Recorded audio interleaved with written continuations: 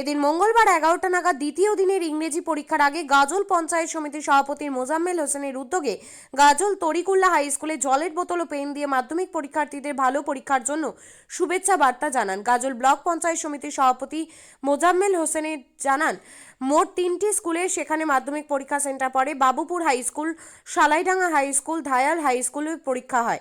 এদিন দ্বিতীয় দিনে ইংরেজি পরীক্ষা শান্তিপূর্ণভাবে হয়, তার জন্য পুলিশ প্রশাসন নজরদারিতে রয়েছেন বলে জানা যায় গাজল ব্লকের পঞ্চায়েত সমিতির সভাপতি মোজাম্মেল হোসেনের তরফে। বক্তব্যের মধ্যে ওনারা খুব খুশি এবং দিদির যে এই যে ক্ষুদ্র প্রয়াস এবং দিদির তত্ত্বাবধানের জন্য আমাদের যে সারপ্রাইজ ভিজিট, সেটা প্রত্যেক এলাকাবাসী, বিশেষ করে অভিভাবকরা এবং ছাত্রছাত্রীরা, ওনারাও নিজেকে খুশি এবং এলাকাবাসী আমাদের আমার সাথে যে টিমটা ছিল, বিশেষ করে আমাদের পঞ্চায়েত সমিতির মেম্বার নুরুল ইসলাম এবং এলাকার বিশিষ্টজনেরা এবং এলাকার শিক্ষানুরাগীরা প্রত্যেকের উপস্থিতিতে আমরা আমাদের এই ছোট্ট প্রয়াসে কাজটা শেষ করলাম।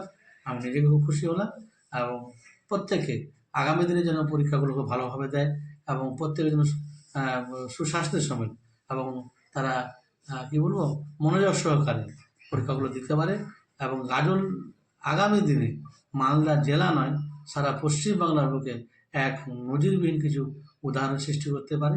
তার জন্য আমরা ওনাদেরকে বললাম।